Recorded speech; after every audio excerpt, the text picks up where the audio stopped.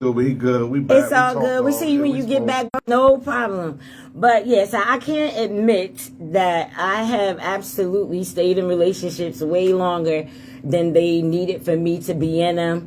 I have sacrificed myself in relationships for people who really didn't deserve the sacrifice that I made, you know.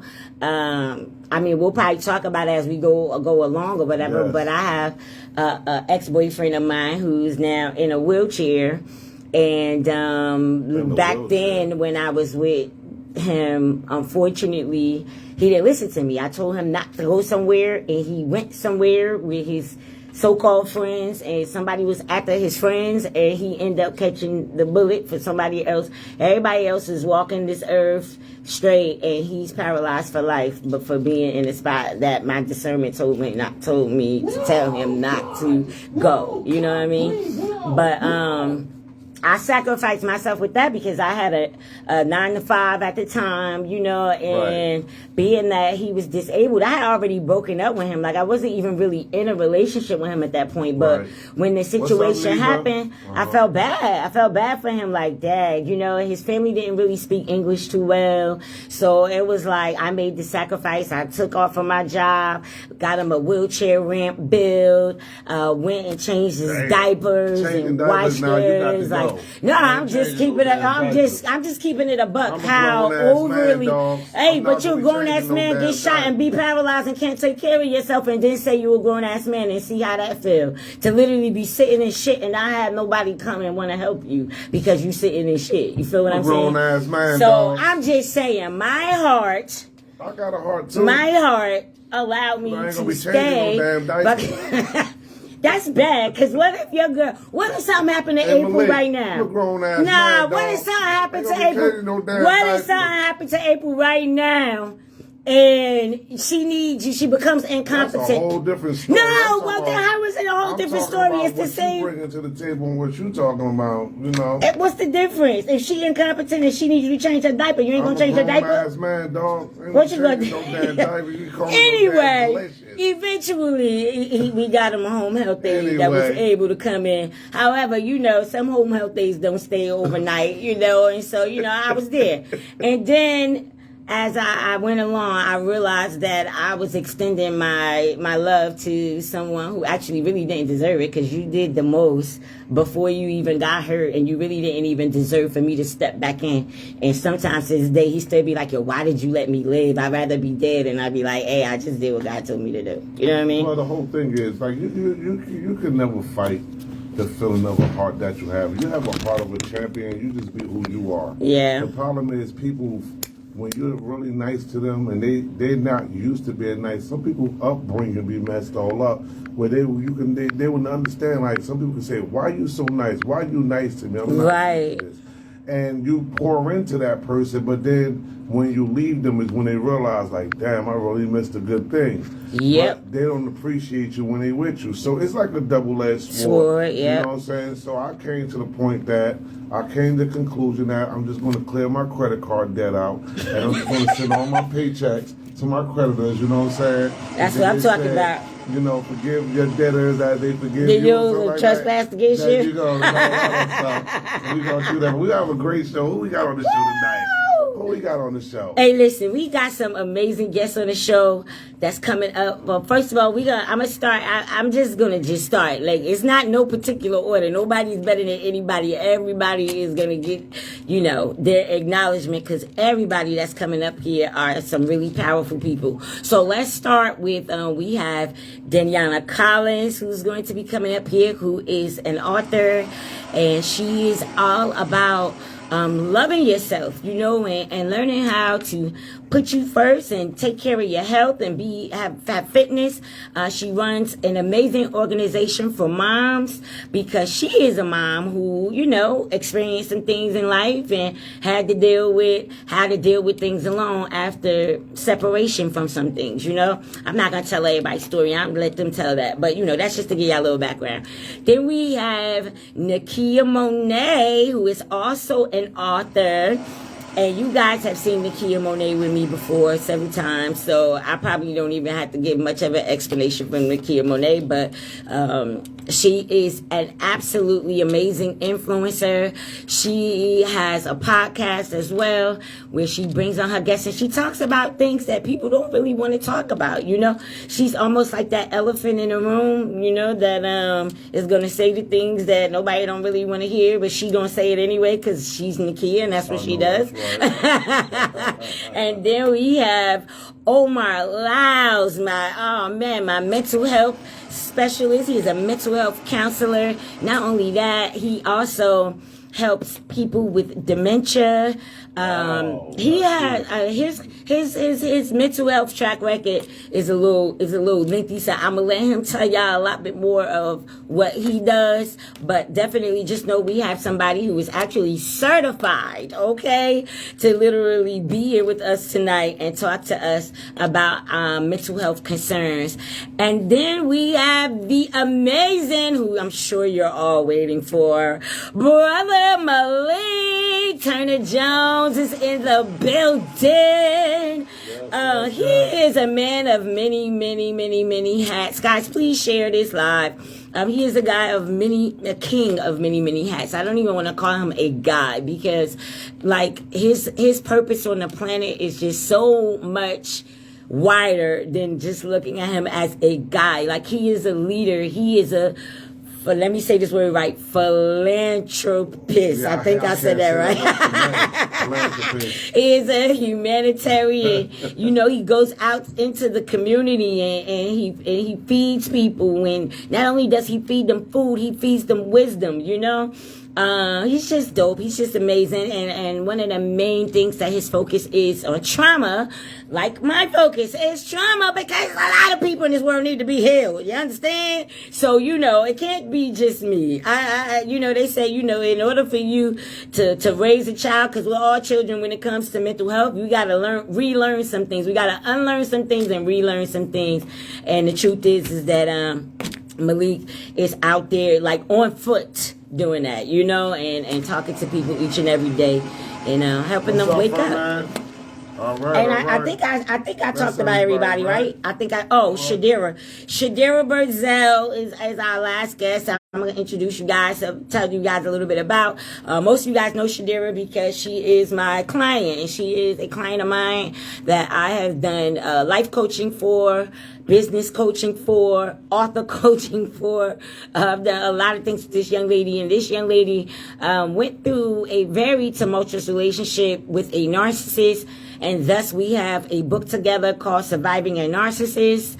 And Shadira, she has gone through a lot of childhood trauma, on both sides, from a mother, a father, and then ending up in this relationship with this narcissist who didn't know what the hell he wanted and all of that. But, you know, when she get here, she's going to run in a little late, then, you know, we'll tap in on that. So I'll give it up for all of our guests that are in here today, y'all. Good introduction. I like the way you introduced everybody, because I wouldn't have no clue where to start. It's all good. That's what I'm here for. So before we start, I think you wanted to chat with me a little bit about Untraumatized, right? Well, yeah, but then at the same time, you done untraumatized me already. I did untraumatize you, didn't I? Yes, you did. I'm the bomb. Good luck. Check this out. This is what we're gonna do.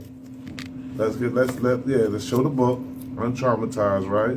And it's a very, very, very, very book that everyone needs to read, because This right here is something that Takiyah put together, and she scripted right with, like, on the point. Like, anybody that have any mental problems, she got that for you. Anybody that needs solutions to their problem, she got that. But you know what we're going to do? We're going to switch it up. We're going to get them up here.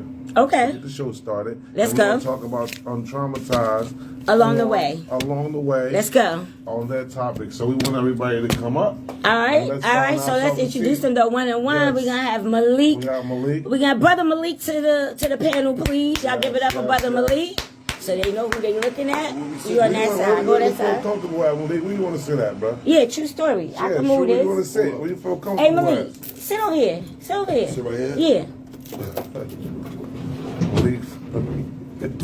Okay. Okay. Peace. So who we got next? Peace, peace, peace. Next up, we got Denayana Collins.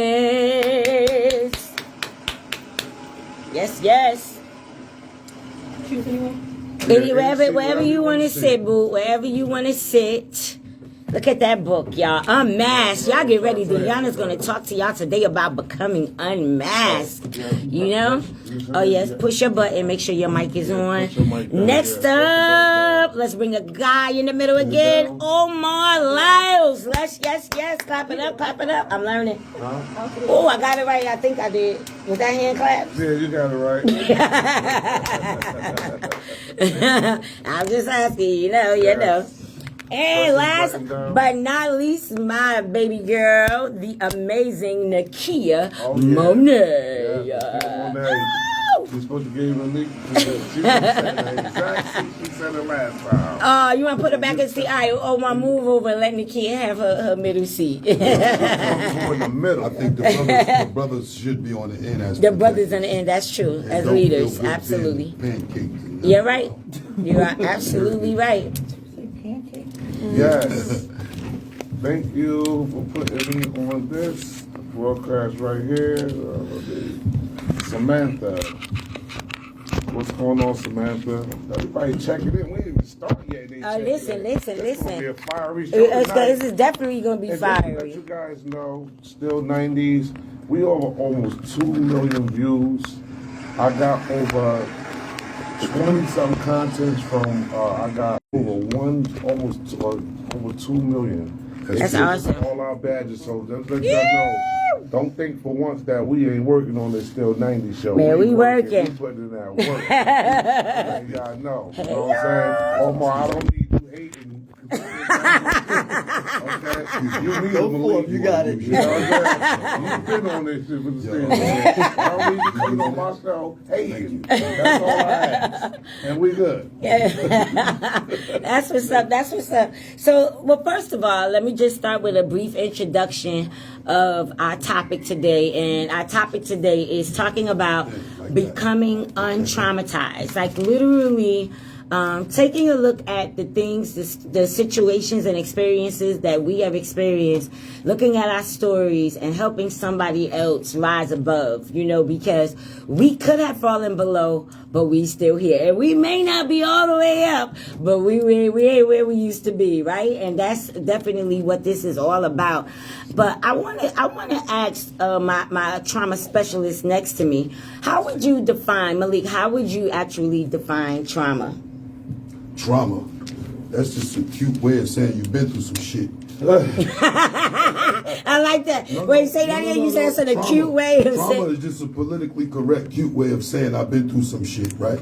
Because whether we recognize it or not, 80 to 90% of our makeup today on how we live, move, eat, dress, walk, talk, and thrive, right? It's all based upon trauma we've been exposed to. Now, we got some traumas that we've been dealing with, like shit we ain't have no power over. Sure. Like being violated as a child. You ain't have no power over that, right? But then we got some traumas that we accumulate ourselves, like we build up ourselves. Like for an example, keep doing the same dumb shit and look for different results, right? That's trauma. That's trauma. And you had mentioned something. I don't know if I'm talking too much. But, no, you good. You good. A few ticks ago, y'all had said something about that word, that new word, everybody, that 3-syllable word. Everybody's saying these last 2 years, everybody's just narcissistically aware. Like everybody know what narcissism is, and the reality is a narcissist is just a person that find a way to defend themselves. Narcissism and trauma, they first cousins. Makes sense. You understand me? So we have to tackle in, and the most important thing I think we should do as a people, right? We need to come back to the I apologize degree. Like, do you not know an apology will fix some trauma that we've had all our lives? Mm-hmm. Think about it. Somebody did something to me when I was a kid. Nobody ever said I'm sorry. So I'm mad and I'm moving about as if. You understand me? So I think that we should come back and plug into one another. This is why the majority of us move the way we move. We live the way we live. We're in the same community. We will be so divided. But because we don't anchor down and pay attention and look each other in the eyes like, yo, you okay? You all right? Yeah. I'm sorry that happened to you, fam. Like, that shit happened to me too. But let me show you how you fix that. You heard? That's all. Wow. All right. That's dope. Nikia, would you like to share, what's your definition of trauma? Because I know you have a different perspective when it comes to trauma.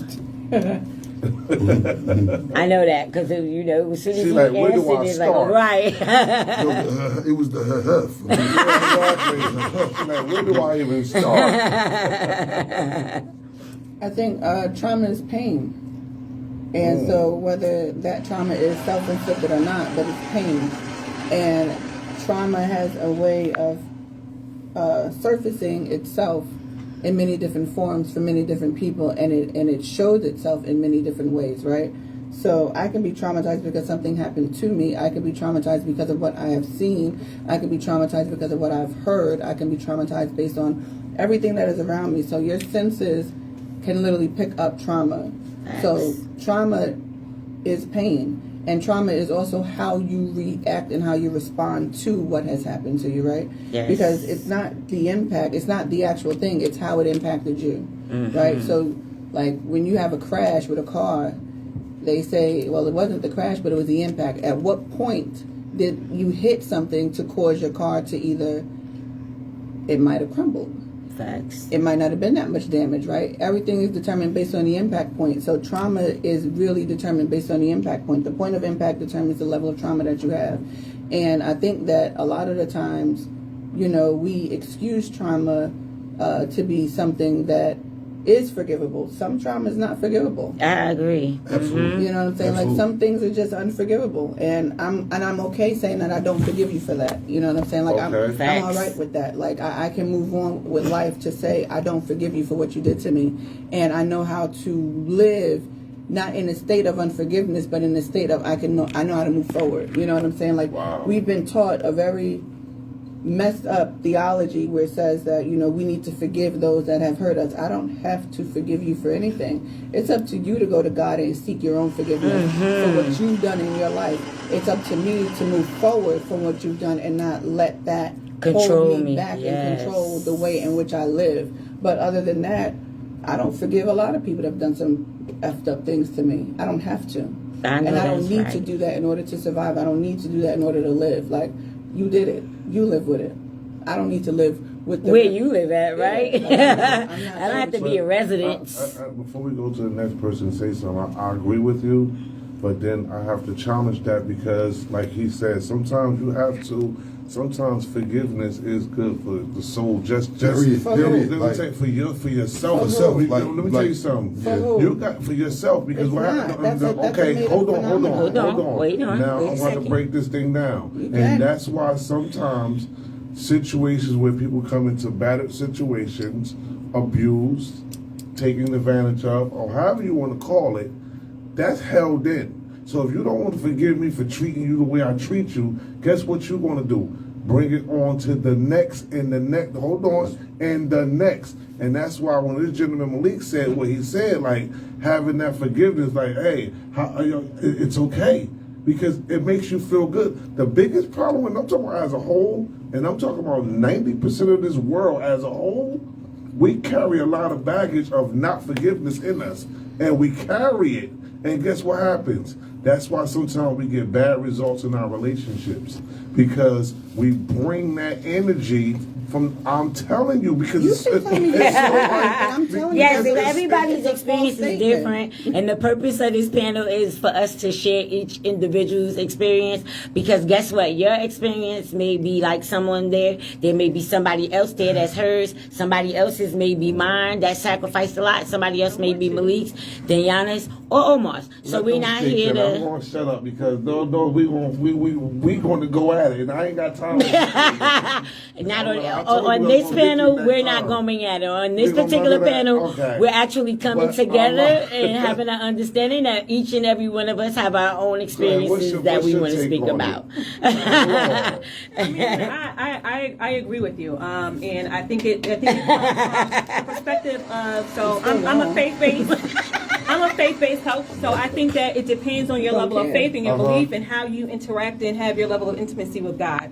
So I had to look up the scripture real quick because I know the verses, but not the scripture. So Matthew 16. Come on, Dan. Matthew 6. 14 tells us that for if you forgive other people when they sin against you, your heavenly Father will also forgive you. I know but that's the main part that came out of this for me was when you read deeper and you understand that your lack of unforgiveness, right, is not, it hardens your heart.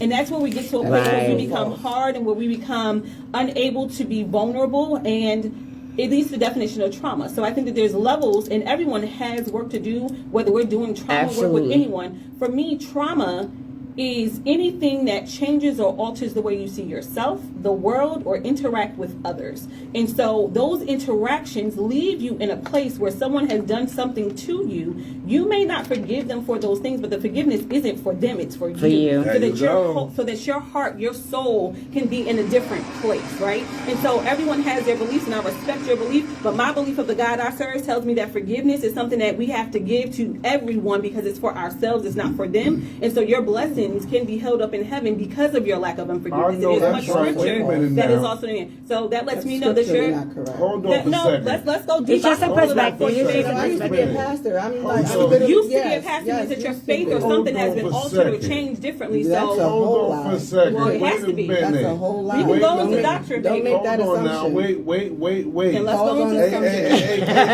Hey, something. Zay.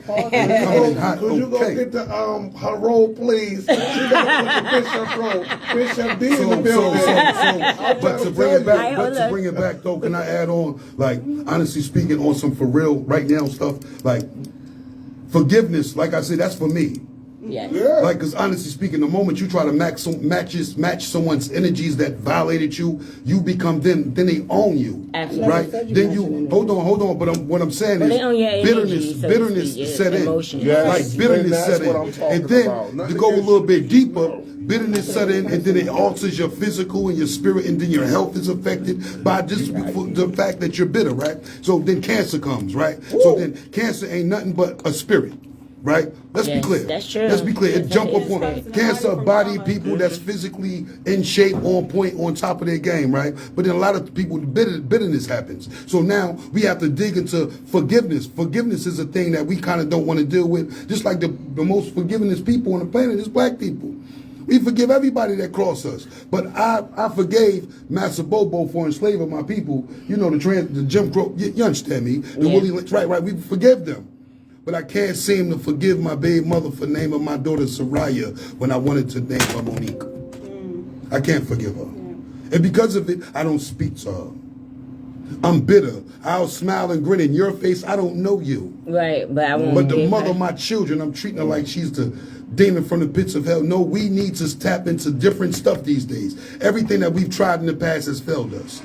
This is why these slave quarter discussions, whether we know it or not, this is the slave quarter shit. When we start nursing each other, coming back, I want to know sister's her formula. I want to know why she feel like that. Yes, Correct. You exactly. understand me? I want to know. Like, I want to know what it is that made this beautiful black woman sit there and say, man, I ain't got to forgive nobody. You understand me? No, like real rap. Because again, we in a place, it's 2024. Yeah, but you she know coming what? from, though. You're right. You don't have to because God has given us free will, so we have choice to decide whether we do or not. But if we are in a place where we are abiding by His principles, His commands, His command is that we forgive because He tells us above all else to love one another. Right? That's what He says, to love one another as you love yourself. And so, if you are unable to forgive someone else, you're not loving them in that way. So we're not upholding His number one command and principle because that's what He says above everything else that He has written. He says above all else. Love one another. Yeah. Because above God all is else. love. Above all else. Yeah, right, He says to love one another. That is the main number one command. And so I had to look at that even in my journey going through divorce. Right? When my husband got into a place, ex-husband got into a place where there was infidelity and he left. I had to get to a place to forgive and be able to pray for him and that woman. Yeah. And it wasn't until I was there that I was set free and able to walk in purpose and understand even more of who I am because that's where I became a mask. That's where he began to peel the layers back and show Denayana because I wanted it to be all about him. Right. What is he doing, Lord? Go get him. Go get him. He was like, but pause. Let's pull back where you are. So I remember. forgiveness allows you to tap into other spaces and other realms and other interactions because had I not, I'd be hardened. I'd have really different, I feel like, outlooks around a lot of different women and how we interact and engage when things come up. Because of that experience. So we in the situation. I'm gonna let you speak. we're in a situation where, you know, we're not here to play the onion finger game or nothing like that. Correct. How people feel, because everybody have a preference. But I would say that I'm with you. Because sometimes things are more, things can affect you different ways when you put your motherfucking all. Absolutely. And I could tell that the sister right here loved hard. And the reason why I say that is because when things are not going the way you want it to go, and things you get set, some people hold on to that. And that's why some people be like in their 50s and their 60s, like older women to be single, and like some people get divorced and never date nobody because they put their all in. You don't know what people go through, how somebody really motherfucking screwed your life. And I ain't talking about, I'm talking about your life. But it's not the end of the world. Correct. It's the end of that situation. It's not the end of the world. You understand what I'm saying? I had a situation with my son's mother, and we was cool. She met her new boyfriend back in what you call. We was cool, but she stopped talking to me for 4 years, and I knew it was more of him than me. You know what I'm saying? And then the other day, it's like when they finally broke up after all these years, done went down. Yeah. You know what I'm saying? We supposed to be cool parents. Then she back talking to me again. But you know what I did? I didn't have that heart like, you know how people say, keep that same energy. I said, you know what?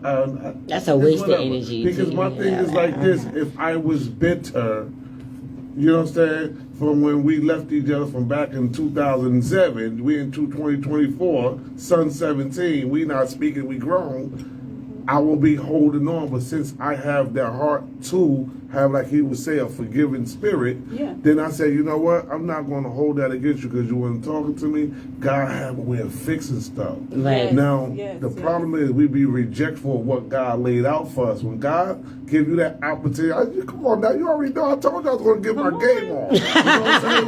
We can't show today, but I'm not. You know what I'm saying? So when God give us that good heart to forgive, we got to run with it because he lines it up.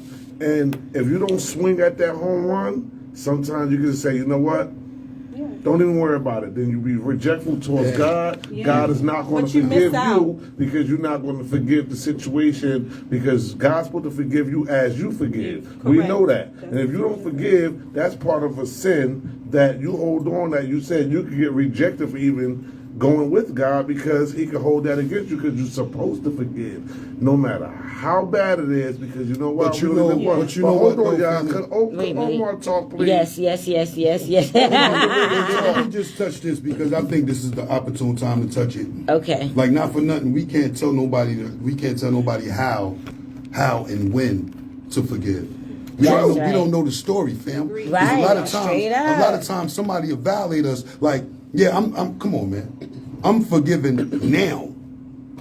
Now. There was a time in my life I want my hit back. You bugging. Yeah. Right. Like you did something to me. It's okay. I'm gonna get my hit back, but I'm not just gonna hit you. I'm gonna hit you and anything that like you. Watch this, right? But then God arrests your mind and your heart. And then when you go to get your hit back from the individual that violated you, then he'll make their story highlighted into you. So then you start being considerate like, damn, so you did that to me because they did that to you. Right, you chase it back. Right. So you can like, hold up, so I can stop this right here, right now. I can stop this generational attack right here, right now. Right? But it's hard, but we cannot. And I will be less than who I claim to be if I sit here and allow us to just be like, nah, sis, you're supposed to forgive, sis. Yeah, no, even though the sister like, yo, I'm standing on mine. Like I said, we don't know, but we don't know her story. Correct. And that's why I get it twisted. I'm not saying that you have to. We're talking about our perspectives, right? That's it's just perspectives, right? Your opinions and your thoughts. But if we're thinking in a place of our beliefs, and if we're believers, then that's what God teaches us to do, right? And so what brought this to me, and I'm going to let you go, Omar, was when you were saying it was making me think about Israelites. Why weren't the Israelites able to make it into the promised land? Because their hearts were so hardened about what happened to them back in Egypt that they couldn't see and receive the things that God was given to them, right? He provided for them when they needed to provide for them. Sure. He did everything that they asked, right? But when it came their turn to hold up their command of him, which was do not go out on the Sabbath, right? Indeed. Do not go out and work, right? And they complained and they did everything. They could not do that. So if you couldn't uphold the laws, I can't let you go into promise, right? So we have to think about some of those things, about how our heart postures, our experiences, that's where trauma comes in, right? That's why I say it's about the way that you have experienced these things, how these things are being shown and being exposed to you, alter your interactions, your views throughout the day. And so when you're able to get to the point where you're able to have that heart softened and to forgive things that have been done to you, right? A lot of things. We have molestation, we have rape, we have, you know, you getting pregnant by your daddy, your uncle, your sister, right? Yep. And in some places you can't get this, right? But some of those women are able to get to a place, and when they do, they find freedom in it because it's not keeping them in bondage, right? Right, but we got to be mindful. God hardens hearts, though. He does. So let's he be clear. will. Right. Absolutely. He hardened Pharaoh's heart. He hardened their hearts. He said, no, I'm going to harden their hearts. He said, I could have had them follow Moses as well. He said, I'm going to harden Pharaoh's heart. Let's be very clear, not the Israelites. Yeah, he said, he didn't harden their heart. I'm talking about Pharaoh's heart. Yes. He said, I'm going to harden his heart so he can show, so I can show and prove to him that the God of Isaac, Abraham, and Jacob is real. Right? So, but the same thing, but honestly speaking, again, I'm going to bring it back.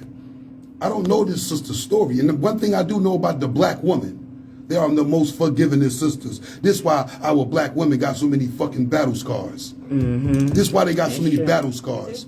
So let's keep it a buck. So if it's a strong, beautiful, intelligent black woman Like standing in the presence saying shit like that, you got to hold on. Something happened. Right. Like something happened. That's what I said. Right. So in this, You're not even understanding where I'm coming from. But I want right. in defense of the black nation, and then you can come back, right? Absolutely. But okay, so let's hop over to Omar real quick. I'm sorry about that, Omar. You know how it goes in these panel discussions.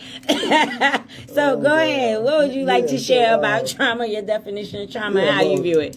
Well, the definition of trauma, you know, I like everybody's, you know, their definitions of trauma, but for me, trauma is actually an experience that someone actually goes through. It is the pain that someone has developed over a period of time. It can be from their childhood. It can be at a certain period where something had impacted their life. It can be from the loss of a loved one, a broke up from a separation. It can be from divorce. It could be from marriage. It could be from an accident. It could be something that has traumatized you to where you have gotten to yourself into a place in your life to where you just can't deal with any particular situation dealing with that particular subject matter. Right. And sometimes people are very hurt because of certain things in their life. Now, when we talk about forgiveness, we're talking about an individual journey that you are going through in your own personal life. Forgiveness starts with you, but it also helps you to be free from any pain that you may have had in your life. You know, I had to be free from certain things in my life to where I had to forgive not only others, but I also had to forgive myself. That's right. And so forgiveness really is something that you have to deal with yourself. And your journey is really not like everybody else's. Everybody has a different walk and a different level of where God is actually taking them right in their personal life. Now, the scripture talked about forgiving 70 times 7. Yes. In other words, often forgive as much as you can. Forgiveness is also coupled with mercy. All right. Because if we want to be, if we want mercy, we also have to give mercy. Fact. All right, because there may be times when you may want to forgive somebody, but actually you may want forgiveness from somebody else, and that they may not be looking to forgive you because you haven't dealt with their own forgiveness that you have in your personal life. So that's something that a person has to work on themselves. Now, I've been a substance abuse counselor as a recovery mentor for 2 years, and one thing that we have taught we have learned actually in our training, that the first thing for somebody to get help is first to acknowledge that you need help. All right. Same thing when it comes down to forgiveness. If you want to forgive somebody, you have to tap into yourself to figure out if you're going to forgive that person. Now, it's going to take the power of God in you You ain't to never go through lied. that to Sometimes. say, I'm going to forgive someone. Now, I'm going to tell you what I did. I was robbed at gunpoint. Somebody may tell me that I'm crazy. But you know what I did? I went and I prayed for them guys. I literally prayed for the jokers that walked up to me, pointed that gun at me, pointed it right in my face. And I went home and I prayed for them. Somebody else may say, that's crazy, man. I would have brought like 10 guys back and we would have shot up the whole place.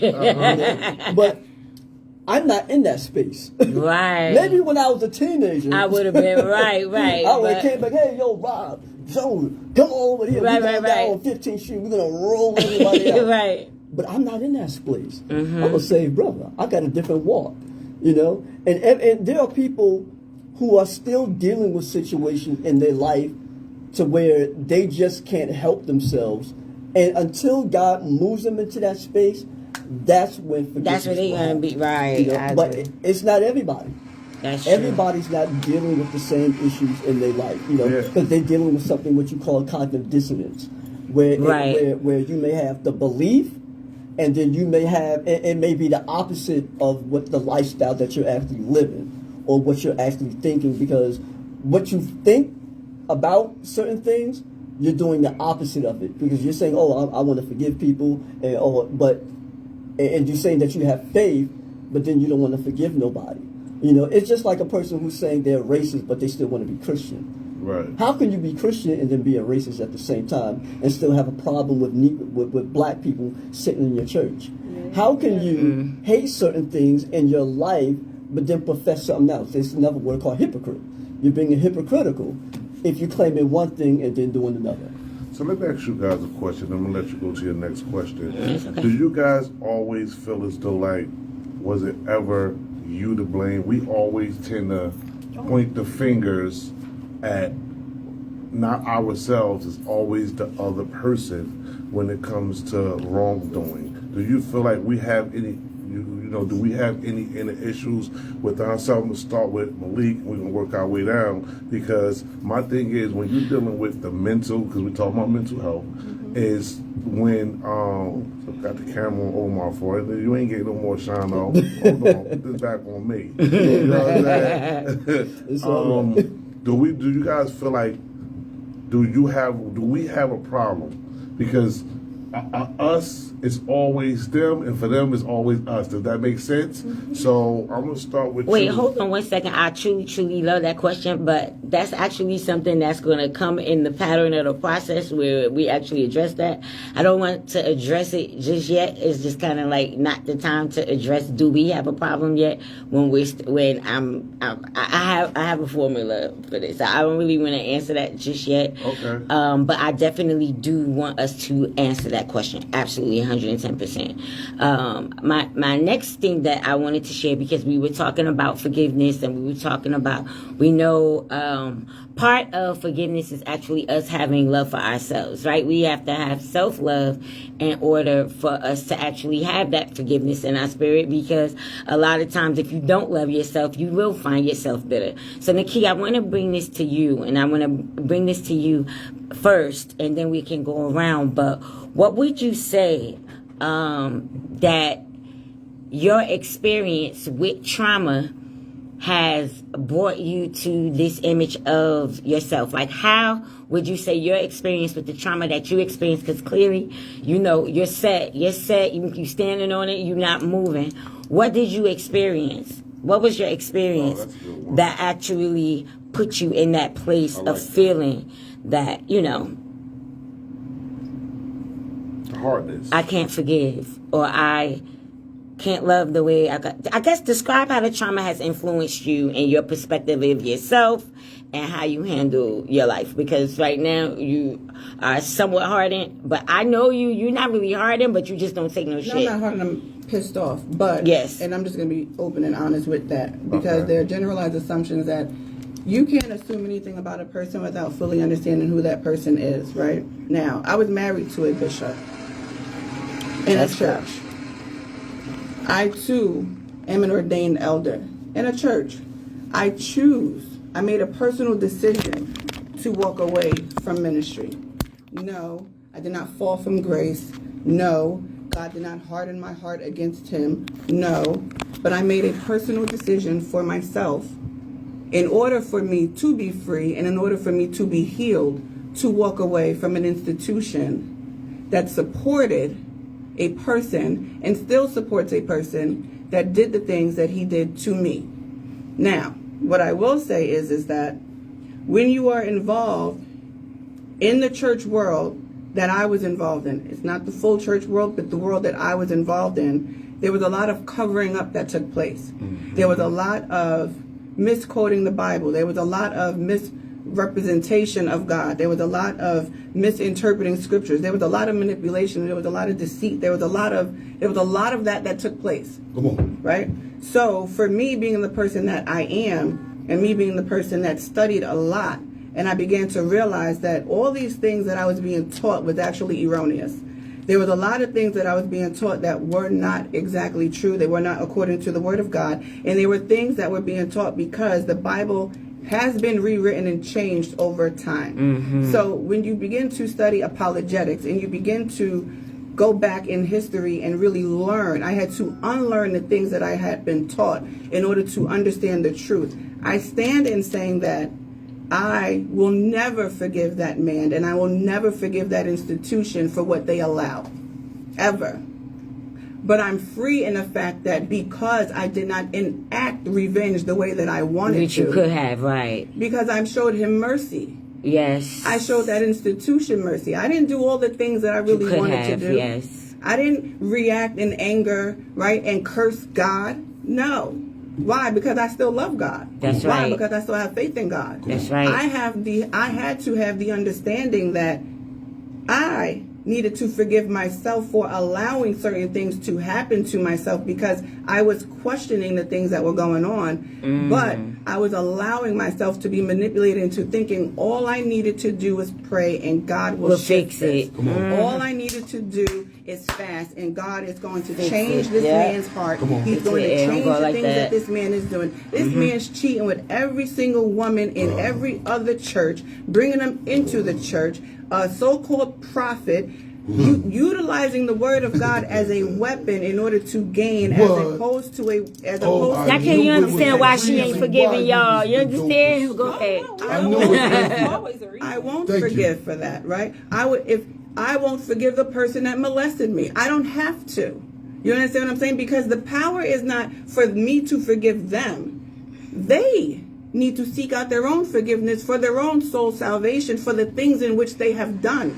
I don't have to forgive you. If on that good day when we all got to stand and God says he's forgiven and you're pardoned for all your sins, that's between you and God. It has nothing to do. I'm free from that. I freed myself from it. So I no longer have a tie in that. You understand what I'm saying? Yes. Me saying I don't forgive you does not mean that, oh my God, God is going to shut. I've been blessed more since I got away from everyone than me standing there with them. Me standing with these same people. Me standing with these same people. I was in bondage. I was depressed. I had anxiety. I couldn't eat. I couldn't do nothing. I couldn't pray right. Right. I couldn't do nothing. So now that I'm free from it, I don't have to. That's for God to do. God, if God decides to forgive everyone that stood by and allowed that man put my head through a car window. I could have shot up the church when he did it. Absolutely. So thank you. Go ahead. So thank you. Like, and I like real shit, man. That was some real shit. You feel me? Man. Like, because we sit up here, we biblically knowledgeable. We biblically knowledgeable, but none of us ever check the email where God said come from over there. We never read the emails that said come away from them den of thieves. I ain't got shit to do with nothing they got going on over there. So I appreciate you, Gwen. What's your name again? Nikia. Thank you, Sister Nikia. I so appreciate that because I sit and watch a lot of my sisters be traumatized by these so-called jokers that they calling clergy. I don't call them pastors. I don't call them that because I see that they bloodsuckers of the poor. Right? That part. They bloodsuckers of the poor righteous teachers. Talk about it. They get it off with the vulnerable women. And I get mad at my brothers because brothers ain't coming to church. Bro, you mean to tell me you allowing your pastor to call your woman 11 at night? And convincing her to get you out the house because you ain't got a job? Type of sucker shit you are, man. You bugging that pastor ain't got no rain in my house. You bugging, but You got them suckerball ass jokers that call themselves representatives of God when they ain't doing it but fucking our community up. If you don't believe what I'm saying, as Brother Malik, right? Step outside in any black community where there's churches in abundance. So all of what you saying this not weird shit. This is normal now. It's normal. You got a bunch of these goofball ass jokers that claiming to be men of God. I've been to prison a lot. I met brothers in prison that said, I tried the drug dealer thing, it won't work. I tried the pimp thing, it won't work. I'm going to read the Bible, and I'm going to go home, I'm going to learn this book, and I'm going to go home and just get the money from the people. And I'm going to get all these vulnerable, pretty ass women that's on the borderline depressed. They sitting up in every damn buffet having Bible study. They can't get a man. They don't want a man because we, as the men, fucked our women up so bad. We mess our women up so bad, the only person who can repair them is Jesus. And Jesus repaired them so good that they don't even want us no more. They don't even want us brothers no more. And then us brothers, we so woke.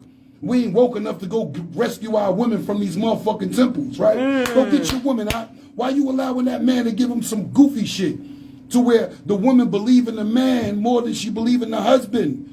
I've been saying, like, sis, you mean to tell me it's normal for you to call your pastor to tell him on me? You lost your motherfucking mind. You bugging. And let me hear of any pastor that come to me and tell me about the affairs that's happening with me and my lady. That'll be the day Brother Malik will be on channel 2, 4, 5, 7, 9, and 11. This just in. The news station. No. So again, back to what I originally had said when I began to speak, Queen. I apologize for that goofy motherfucker. And I ain't mad at you. You have every right to feel the way that you feel, because what I know about my sisters, if they dead serious about rocking with you, they dead serious about rocking with you. They'll follow you. I know sisters that came in the game. I know sisters that came in the game that was well-to-do, banging ass credit scores, nice ass house, nice car, but they met a dude, right, and start dealing with the dude because the sister see the potential in the dude. So the sister looking at the man like he ain't got no teeth, but I can work with him. I could build him up. I could teach him how to be a husband. But the brothers will look at the lady and like, yo. The brothers will look at the sister like, yo, she got a fat ass, she got banking credit, she cute, she ain't got no kids, she got her own car. Yo, I need her for something. Facts. I can use her for something. They never say, that's my wife right there. What I come to learn about women build men up. Facts. But you don't know, but they do it so prematurely. You build up a motherfucker that don't even want to be built up. You build up a motherfucker that don't want to be built up. So true. I'm talking about you build him up so much, you giving him a bank card, he ain't got no job, he got a joint account. Shit. I got a bank card from your account. I dropped you off at work in your car. I'm in the hood in your car, doing all sorts of goofy shit in your car. And then I come in, man, how the fuck y'all letting me talk, man? No, I thank you. I thank you for bringing that real shit in here. For bringing that real shit in here. Because honestly speaking, man, we've been in a headlock from religion for so long, we don't even realize what this shit is doing to us. Facts. We fucked up bad. We fucked up real bad. So much that come on, man, I'm over here screaming Shekinah glory and Jehovah Rapha, Jehovah Nisi, Jehovah Shabbat. And my kids don't want nothing to do with the God I'm talking about. Because it seems as though the fake shit they hear, but they see the real shit, the fucked up way I'm living, and they don't want nothing to do with the God I'm talking about, because it seems like the God I'm talking about encourages me to be goofy as hell. Right. You heard me? Come on, man, we ain't gonna say nothing? Amen. Hold on, we need to dare say something. Come on, God brought us thus far. He brought us from a mighty long way. Like I said in the beginning, what about the transatlantic slave shit? Them jokers believed in God. As a matter of fact, we worshiping the God that was assigned to us. And it's very evident that motherfucker failed us. It's evident that he failed us. But nobody talk about the for real, true, and living God. I'm tired of talking to black people saying Jesus is a black man. And they say goofy shit like, it don't matter what color he is. You mean to tell me you were that? That's why we look at pink-skinned people as deity. Why can't you look at me as deity? You call me God, you'll get goddish characteristics. You call me a king, I'll give you royal characteristics. But you calling me that nigga though. Right. You calling me that nigga though, so I'm gonna be that nigga though. Speak life. Come on, speak life. So I ain't mad at not near one person that's literally giving up on these synagogues of Satan. Honestly speaking, when COVID happened, man, that was God saying, yo, come from over there. I'm not over there. Take your ass in the house with your for real family. Do not forsake the gathering of the brethren. He said a damn thing about the Christian brethren. As a matter of fact, show me where Christian is in the Bible. I'll give you the $10 I got in my pocket. Crickets. It's not there. The Jeopardy music is playing.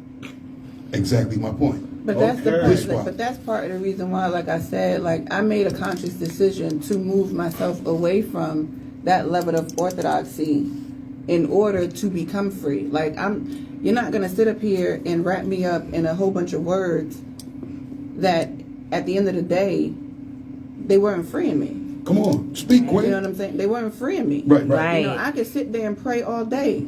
It I'm a still prayer wasn't setting warrior. you I know free how for to sure. do it. I did it very well. Daily, fasted, prayed.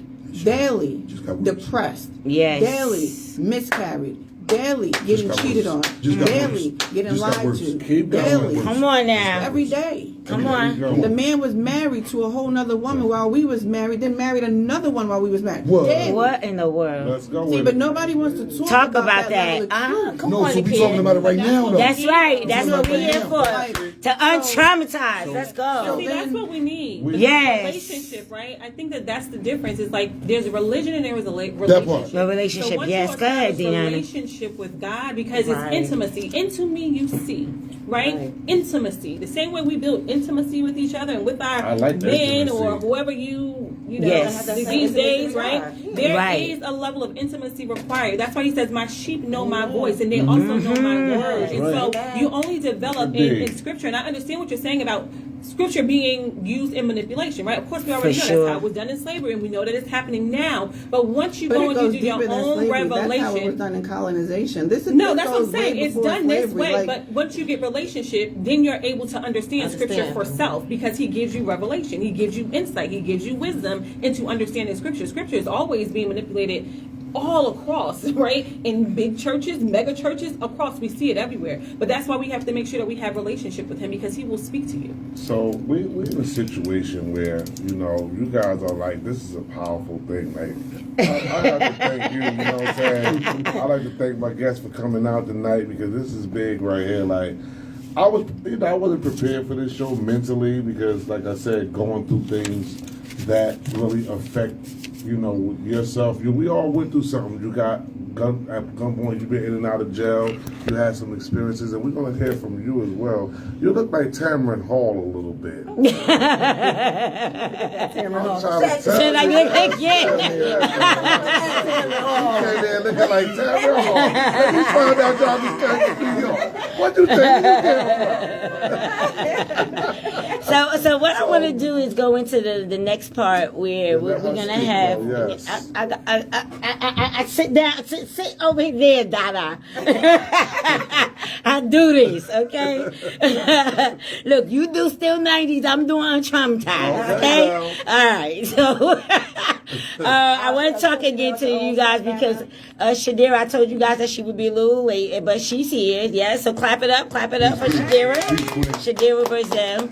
And Shadira is the author of the book Surviving a Narcissist, co-authored by yours truly, where I just give you the solutions after she gives you her story. And with that being said, it's kind of the same question that I asked Nikia, which is, how can you describe how the trauma that you experienced in your relationship influenced your perception of yourself and your relationships? Because one thing I know for sure, I know your story. I was there.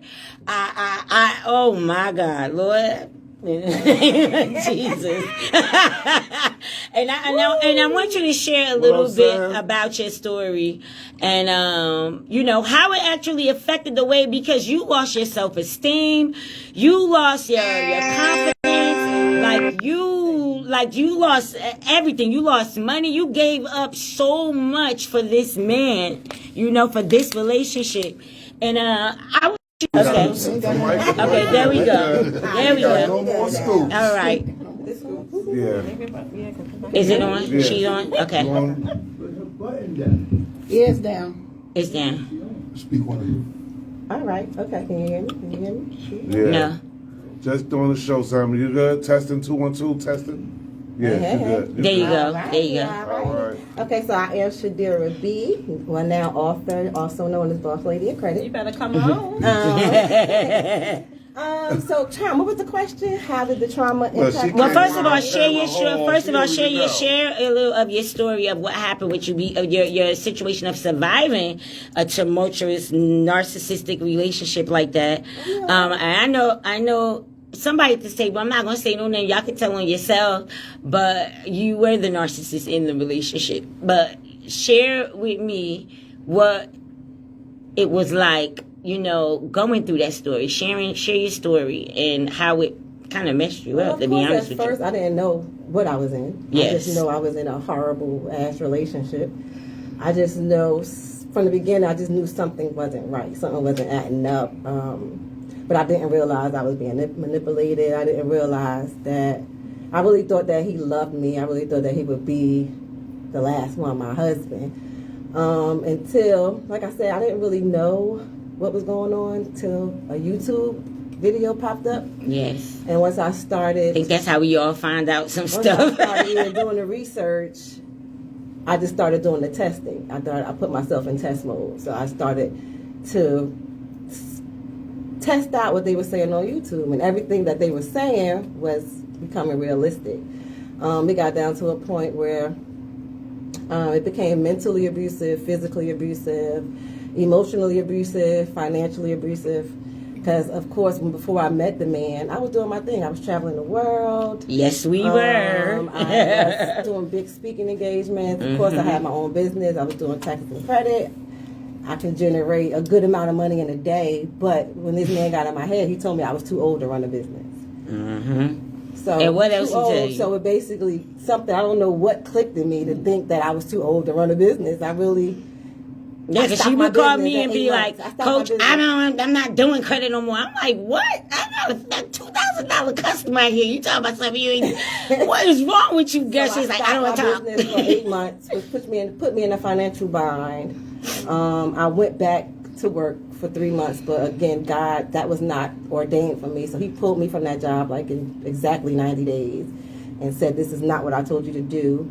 But in the midst of that, the narcissist had put me on a allowance. So I was to get $500 a week every week, but I would never get it because I was always doing something that I wasn't supposed to do. So he was really treating me like a child. Oh my like God. I was getting, if I don't do what he said do, or if I didn't act right, I wouldn't get my allowance, which allowed me to fall, of course, financially back on my bills. I wasn't working. I'm depending on this man.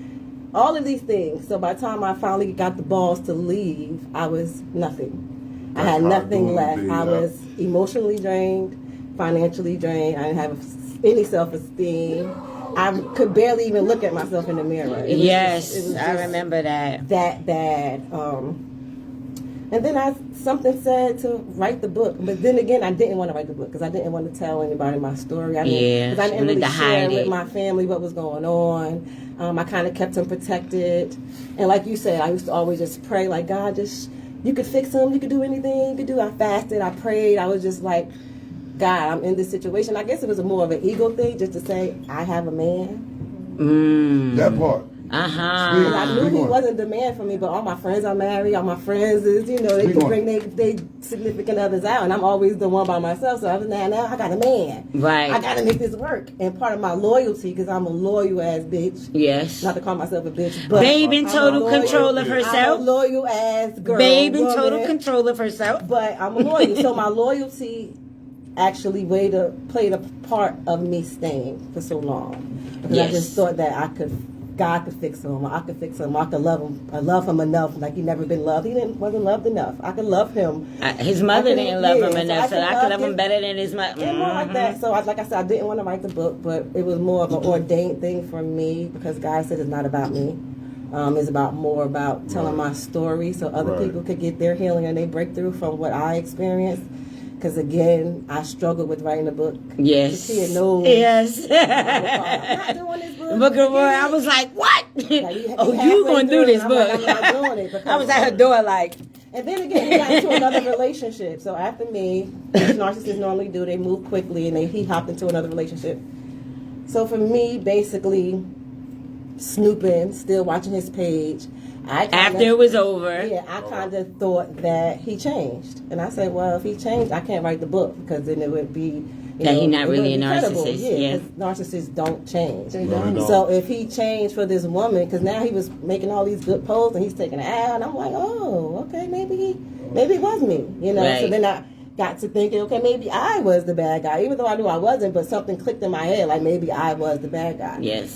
But then the new girl reached out to me for help like that. on how to get out, which is the same thing I did to His previous girlfriend ex, before him, but right? She ain't give me no play. Yeah. She was like, I'm gonna pray for you, girl. He's very persistent. You have a nice life, and that was it. And she kind of blocked me, so I couldn't. But she had to move away. She moved after her relationship with him. She moved away, so I knew how serious it was. Mm-hmm. But when the new girl reached out to me, I took a different approach. I actually tried to help her. Because in that situation, I didn't have anyone to talk to. I didn't have anybody to share with.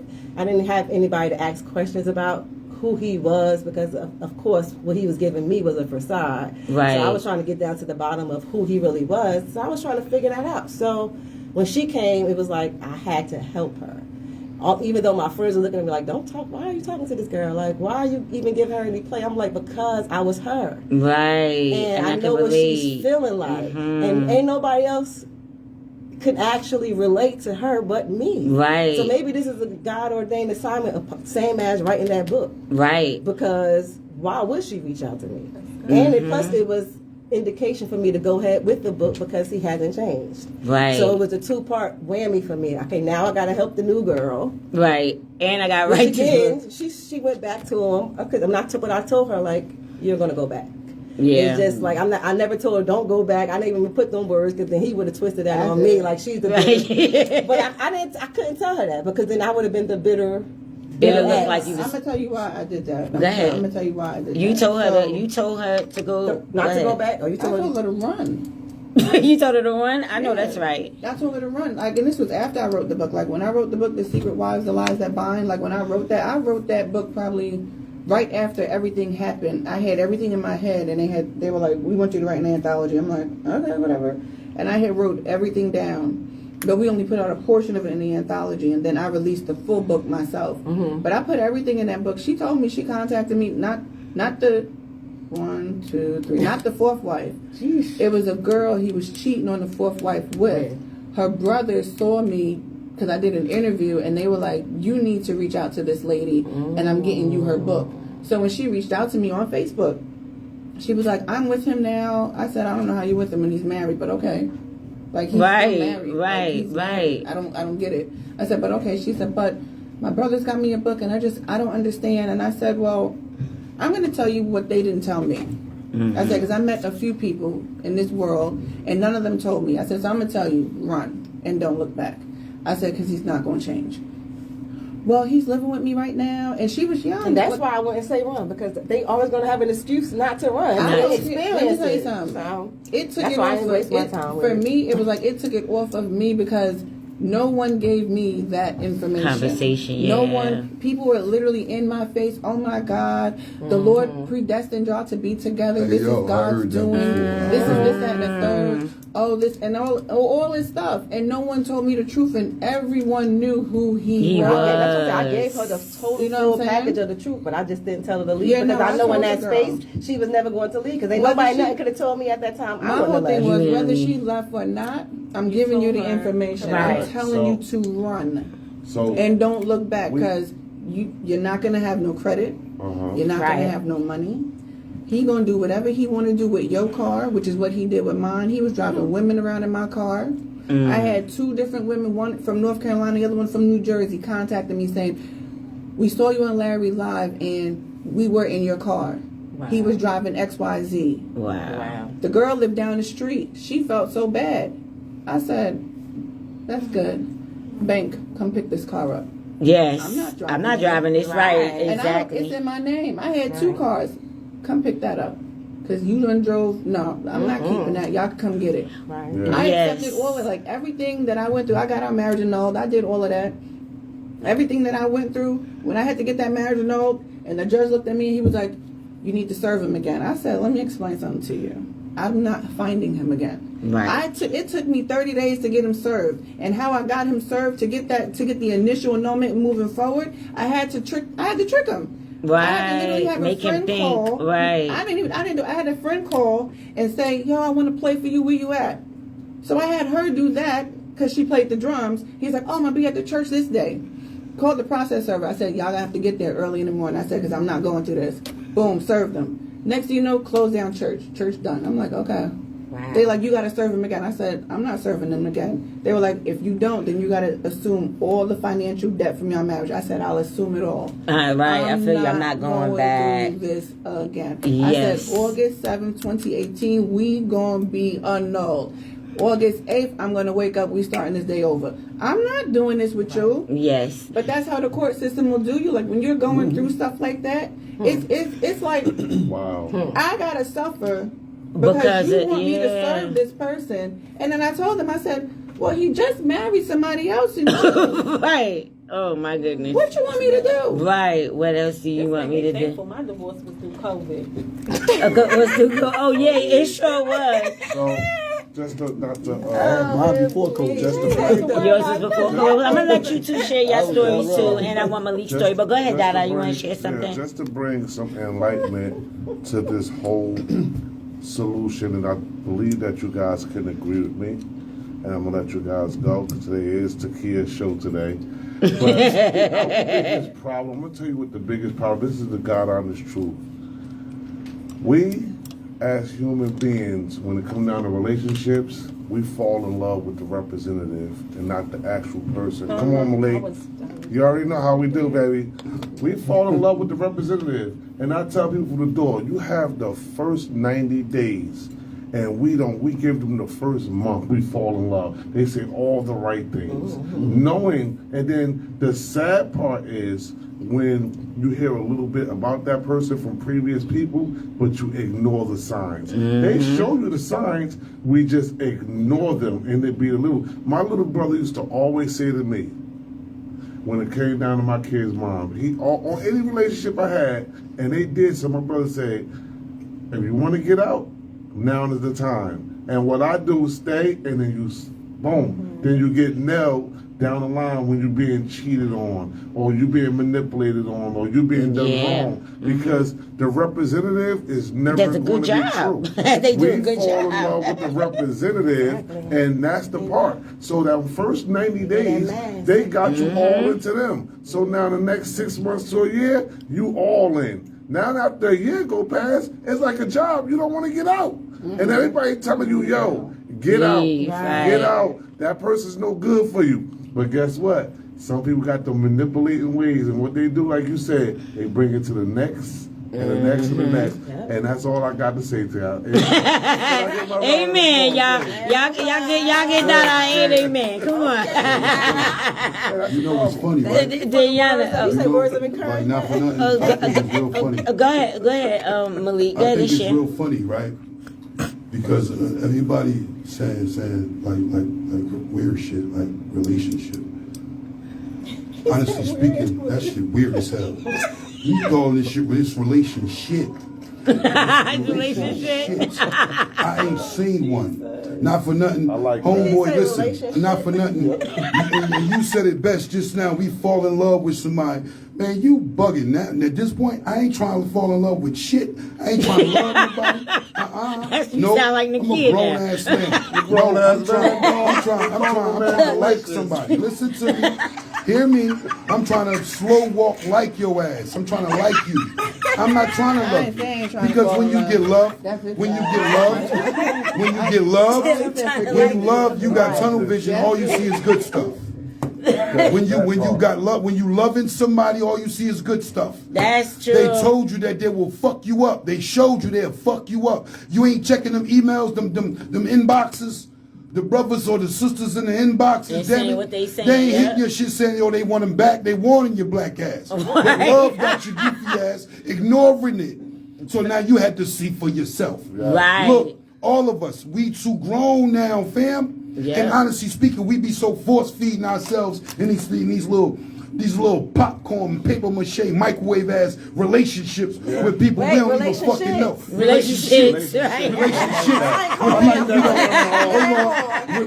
Look, in these relationships with people we don't know because it's a person that just gave you some fucking attention. Yeah, Just gave you some exactly. attention. That part. I got hella boys in my life. My mother died. My sister is in the church.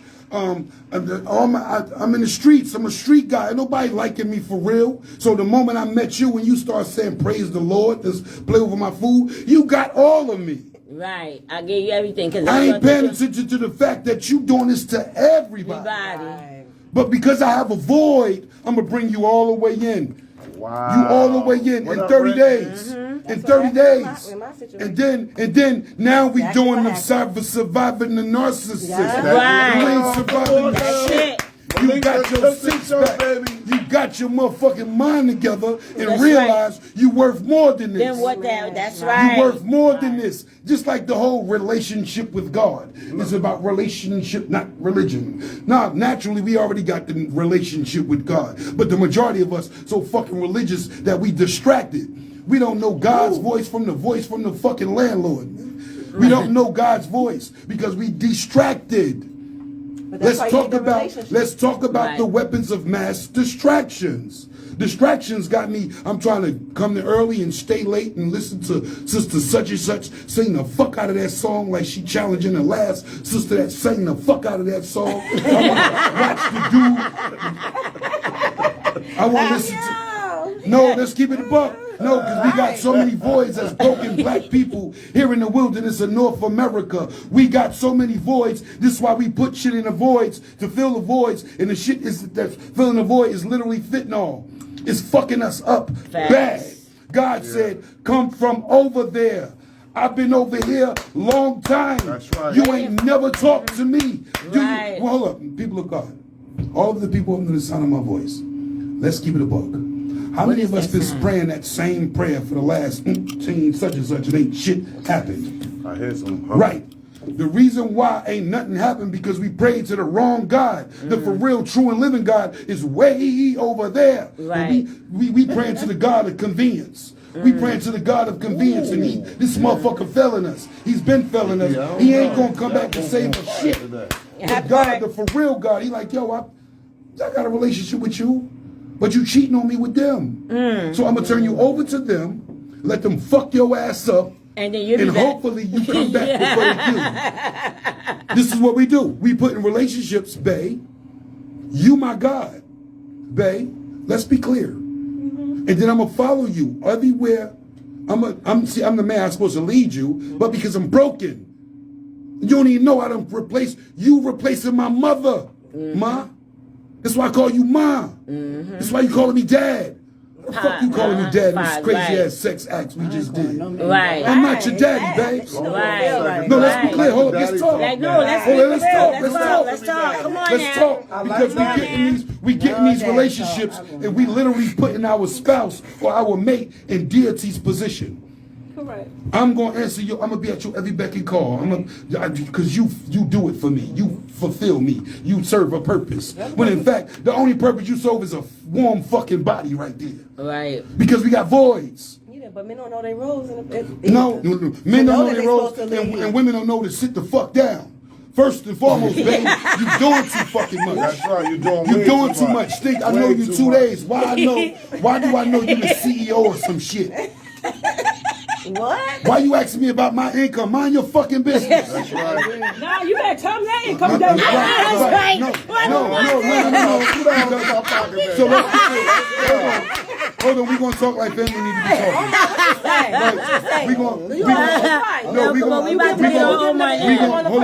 We about to get listen, I'm letting you know I got the bread. I got a good job. I got the munties. The munties.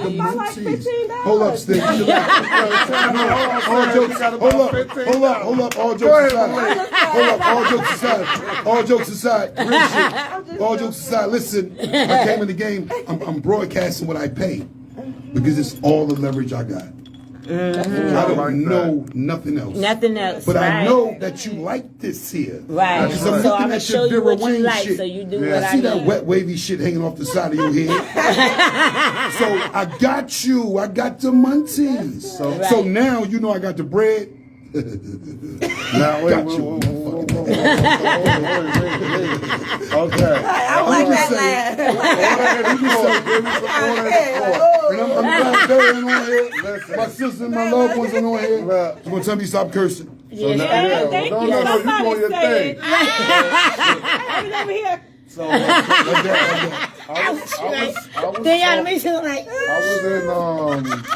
I was talking to somebody the other day, and we had a great conversation. And this is the God honest truth, and this is 2024. This is the God honest truth. I like you, you buddy. This is the God honest truth. I said, and I'm happy you pulled that money out because it came back to me. What happens is, back in the day, right, when we was growing up, it was all about macking, who had the most game or whatever situation, maybe who was that hardcore, that thug, right? Now, I say you got people that did not have that woman, you can't get with them for nothing. Now, the biggest problem is what you got in that right motherfucking pocket. And that's the thing right now, and it's like, this is between social media, messing up relationships, because there's so many options out there, too many beautiful women, You said handsome social media men. messing it up. Yo, no, wait, hold on, let me finish. Hey, It they gets contribute more like- though. It gets more now off of what you can bring to the table. Now, everybody remember that song back in the early '80s, the mid '80s? No romance without finance. You gotta have a J-O-B. Now, she talked about that, but we did not follow that because we didn't understand it. Right. Now, with these damn time, with these prices, with candies $2.29, it's more. What the hell you can do? Yo, it's no more real relationships when you got that paper. Now it's more like, yo, what could you do for me?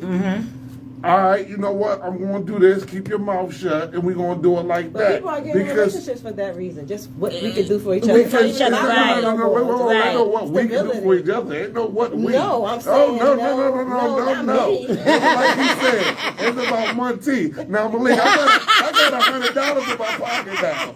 You got about 15. I got it. We go. But what I'm saying is, you win. Look at the man on the phone over there. He trying to act like he ain't listening. You know what I'm saying? But what I'm saying is, now there's more options. We got options now because it's more now laid out of what you can do for a woman. I get it. A lot of women been cheated. Come on, Malik, don't do that. Stay with me, Malik. Women been beaten, battered, abused, used, destroyed, no matter what. Now, they're playing our game now. Now the women is playing the men. Yes, now the women are playing the men's game, and they're winning. So it's all like this. What you got, what you can bring to the table, how we doing this. And that's life now. I'm sorry. Relationships are watered down now. And I'm talking about worldwide. I ain't talking about, I'm talking from pastor shit to the Pope. No, right now. You know what I'm saying? I'm talking to T.D. Jakes, no Diddy. You feel what I'm saying? Yeah, but the question is why? Why? So Because, we have to look at that. okay, because what happens is in the social world brings everybody. Remember, we friends. That's why it's called Facebook friends. We friends. We see what? Our profile pic. One time I put on Facebook, I said, your profile pic is not the way you look right now. Because everybody look at people's profile pic that been up there for like 10 years. Nice pose, looking good. You want to look through the photos and then go through the inbox and then next you know they holler back and y'all make it happen. And then some people just go off of what they see. And what happens is with Facebook, Instagram, Twitter, it's so easy to cheat. It's just so easy. No, I'm That's not the sorry. why, but that's not the why, right? Why? That's not the Oh, that why. money. I get that money now, Yeah, man. that's You the can't get in my access. inbox and ask So me what to you're date. saying is that it's more Never. accessible, but It's that's very- not the why. The why and the root of it is because we as a people have not done our work yet. Yes. So we're going from relationship to relationship to relationship. Without having healing. all of that there. So the part of that is the healing. Yep. And the other part of it is because it's not even become, it's remained taboo to talk about, right? And so when we Right. have these spaces to, because I'll be very honest, at first coming on the radio, I was like, I don't know about that, because you know, you got the cussing, you got all that. Sometimes I be just be over here. with the cussing. Yo, Malik don't do the cursing too. I'm like, we don't curse on here. You gotta be aware of your surroundings. And so I even activated the pastor in you. Look, I'm sorry. I cuss a lot. All right, so check this you out. have to do the work. Check this out. I'm gonna control my verbiage. I'm gonna control my usage of profanity. I appreciate it. I am. I'm gonna do that because, and disclaimer, I don't curse because I'm ignorant to a word that I can. Oh no, I don't believe that either. Nah, to make you. I just use profanity to make you know the severity of what I'm trying to say to you, and it's passion, right? But I have an extensive vocabulary as well. But sometimes I feel like let's tap into that. I feel like every now and again. Somebody said was good. He said most people won't even be single long enough. No, so now, Exactly. just the veggie back. Honestly speaking, we blame social media, right? No. We control our algorithm. Absolutely. You control so what's on your mind. page? Absolutely. But Facebook asks you what's on your mind. Where's your discipline, though? Facts. Where's your discipline? Shit, You ain't supposed to put that. Hold on a sec. Where's the discipline? You see, as a grown ass man, a full grown man, been grown a long time. Grown ass man, been grown a long time, right? It's just some things I ain't gonna put on social media. Right. Facts. Ask me why though? Because ain't none of your business. Business, that's right. Man, but no, you not about to know who I'm kissing on, man. You're not about to know who I call my baby. Right. Because the moment I do that, then that's you the gonna beginning of attack our me. end. Uh-huh. Listen, because Agree. when you do that, hold on. Agree. When you do that, you wake up weirdness. Like, it's somebody that had a crush on me that never told me they had a crush that's been my Facebook friend for 10 years. But then they see me loving on someone. Oh, for real, though. Y'all cute. Now, here comes the weird stuff. And then, honestly speaking, no. I come from a place where if it's yours, you keep it to yourself. You don't share with everybody. Right. You don't do that. Grown men don't do that. Grown people. Now, we suffer from the weapons of mass distractions, right? Because again, we in the day of, I never thought I would see the day that beautiful black women would disrobe just for one of these. Right. I'm talking about just for me to look at you. But it's a telltale sign. You're telling me to my face that I failed you. The moment I allowed you to walk your pretty black ass up in a beauty supply store and think you could buy an ounce of your beauty out of this month. Right. I failed you. I'm sorry. You heard me? So now, but my sisters is going above and beyond. That sister said, no, man, not fine. Hey, oh, B. Let me tell you why she did that? Because she knows she's a woman. She got a nurturing spirit. She knows if she start liking somebody, she'll like them so much that she'll nurture and mother them. Right. So she's fell for that before. So now this time, no romance without violence. Right. The reason why I'm singing that, brother, is because so many sisters today is mothering people's son so much that they too stupid to go get child support from his parents. Like real rap. Too silly. Because you have a nurturing spirit thing, that's something that you cannot abort. You can't abort that. You're a mother. You're the mother of civilization. You naturally nurture. So anybody in your gates, you're going to make sure they eat, they got clothes, they got shelter, they good. Rather if they ain't real right, you're going to do that because your nurturing spirit will not allow you to have anybody around you with lack. But then you got brothers who are bloodsuckers who's attracted to that thing. So that's why you go from being appreciated to being manipulated. Right. Huh? This and is then why devalue. Your whole home is and then discarded. So that's what I'm saying. It's a cycle of us not taking the time to go through date, the process. to know somebody. But I can't date if I don't know myself. Right. So, but the thing is, here's the thing. Yes. Come on, y'all. Come on, Deanna. Y'all getting hot up in here. We need extended time. Even when we just think about just going through and how we all dated, we haven't been taught how to do that. We don't truly know how to do that, and knowing yourself first and loving yourself first to extend that love to someone else, right? And so I think that is the biggest reason why we have so much happening in relationships, not only just because of how we have been set up by culture of power just within our communities to be discarded, Yes. right? And not being able to have healthy relationships. But it just goes deeper than that, because even when you get into mental health, when we get into the places of having to take time to sit and reflect and deal with yourself and look inward, that question that you had asked, right? We don't know how to do that because, again, a single black woman says something's wrong with you. That's what we have been taught to internalize. So if I'm single, there's something wrong with me. So I need to make sure that I'm getting myself into this next relationship. Hence why you're saying having a man, because when I got a man, then it ain't nothing wrong with me, right? So we have to think about the things and how it's perpetuating and how we continue to perpetuate those things by not speaking about it, because we also got that what happens in my house stays in my house kind of thing. We got that going to get therapy is a problem. Nah, baby, I need Jesus therapy and to do the work. Like therapy is my friend, okay? Jesus therapy is what it is over here, right? And I'm going to always speak to that because we need it to understand and know, right? And have an outlet to speak. But I don't think that relationships and the dynamic of anything that's happening in this world is going to change until we honestly, collectively, as a people, start to do the inner work. Until the thing is, we have to date ourselves. First of all, you got to remember who you are to you first. A lot of times, we run from. I will not sit down and deal with Malik. Right. I don't want to deal with Malik because Malik got some shit to say to me. Right. Malik got some things to say to me, right? Check it out. I want to ask the right questions. This why when we, it's not even about questions. It's about, Malik, what happened with you? What's going on with you? When you start dealing with that? When you start dealing with that? When you start allowing that, right? When did you adopt that desire? Right? It's because we searching for Wi-Fi. Like we literally plugging into anybody's Wi-Fi connection, whether they got us in a sunken place or not. We just plug in. Why? Because we running from us. Now, the most important thing one must do is gain the knowledge of himself by coming away from everybody else. Right. That was one of the benefits of going to the jailhouse. Going to the jailhouse, right? You sitting in the jailhouse, you're watching that 8x10 wall. I'm not going to jail for that. Look, listen to me, the 8x10 wall. A lot of times we get arrested, right? But then when you sit in jail for 2-3 weeks, you realize you was rescued, right? But then you're looking at that wall turned into a big ass movie screen. And the star of the show is you. And you watching everything like, yo, really? But everything start coming in your head. And then you start getting right. Then you start cleaning yourself up. Then you start fixing it. Then you start remembering what your worth is. You start remembering your worth. Then you come home different. That's when you stop cursing. That's when you stop eating pork. That's when you stop this. You start working out. Start loving what you look like. Then you will start praying more, right? Because you're incarcerated now. God got you. Right? You ain't got no choice. Then you come back out here.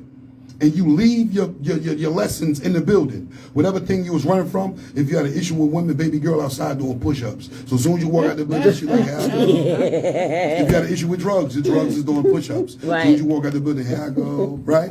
Then you get caught up. But I think it's the most important that black people need to do is remember who they are to each other. Remember who you are. Right? Because I cannot look at a sister and victimize her knowing that I got a mother. You look like my mother. As a man, in my younger years, I used to be the guy because the elders told me you would be considered a mighty man if you got many women, and I was being obedient to that.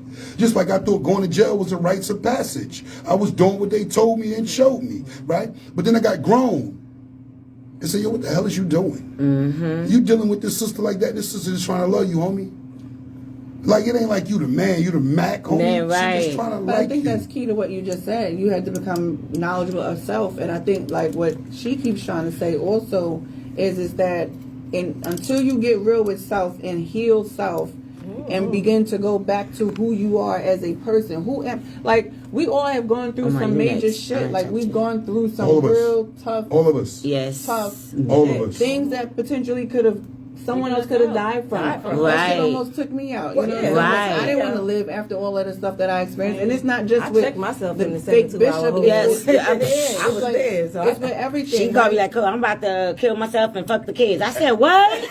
I said, I was at her door. Like, what? You know Fuck but the that's kids. real, because when you're going through that level of experience, you do not, you don't even know who you are anymore. You don't know your voice. You don't know your thoughts. Nothing. You don't know Nothing. anything about yourself. All you know is I gotta keep moving forward. And I didn't know how to do that. Right, so what I do, yes, I threw myself into work. I know how to do that. I know how to work. Right. I don't know how to heal myself, though. This is what I'm going to do. Yeah. You know what I'm saying? But it did, because I wasn't dealing with the issues. You know how I dealt with the issues? COVID. Right. Because I'm locked in a house by myself. Hallelujah. And now I gotta. But I'm still locked in the house by myself. So now what I gotta do? I gotta deal with all the questions that Nikia. How the hell did you that? How Yes. did you? Why? Like, word? What?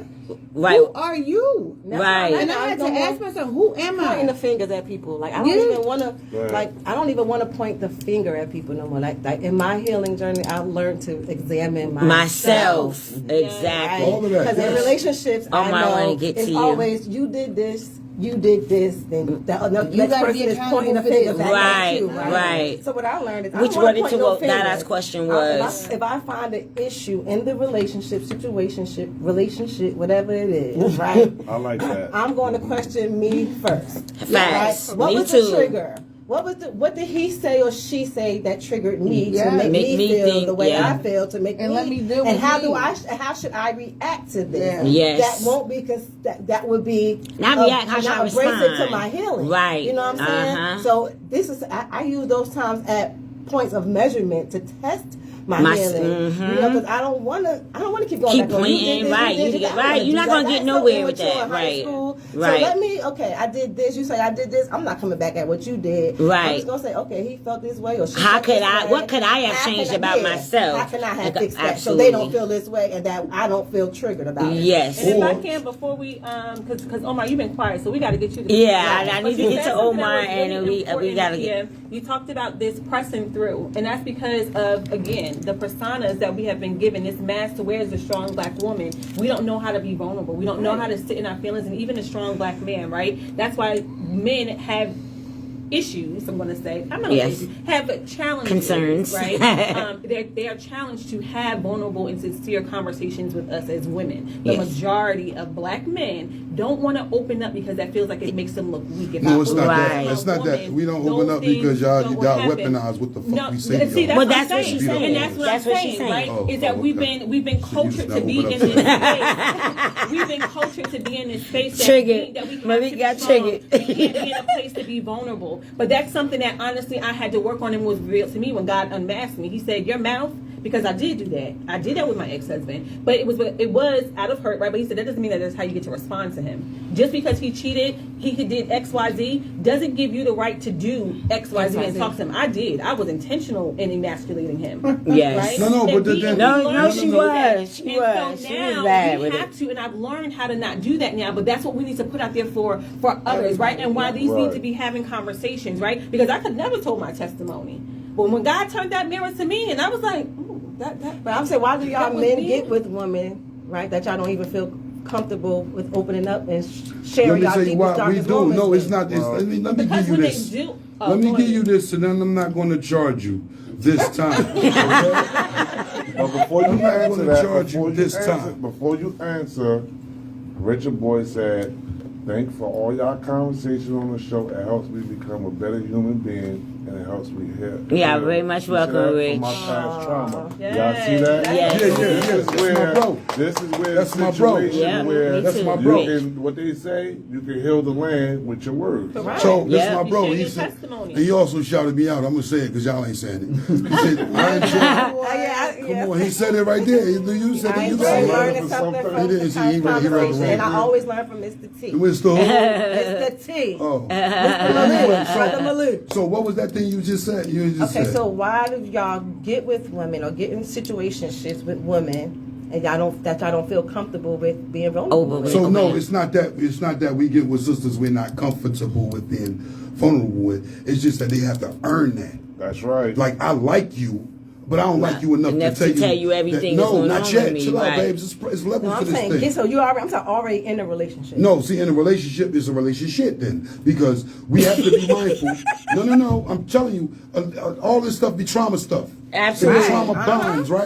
Trauma bonds. Honestly Untraumatized, speaking, I'm only dealing with you because you've been through some things and I can relate to the things you've been You through do because it. I've been through it too. Trauma It's trauma bonds. bonding. I'm really Yes. not concerned with knowing who you are. I just know you know how to deal with me because of what I've been through. Right. But I And also, vice versa. But I think for what she's saying is, sometimes a man doesn't know that he can't be vulnerable with the woman until he tries one thing, and then we put little stuff out there. We'll put little stuff out there, and we will. Women, we can be some real fucked up ass. Why would he Say that stay? again. Say it Why would he again. stay? Why would he stay? Because he insecure too. He just as insecure as she is. No. Oh, that's The biggest that's problem, up, the biggest problem with That's just too relationships, it takes wanna two. It takes two. And another thing, when we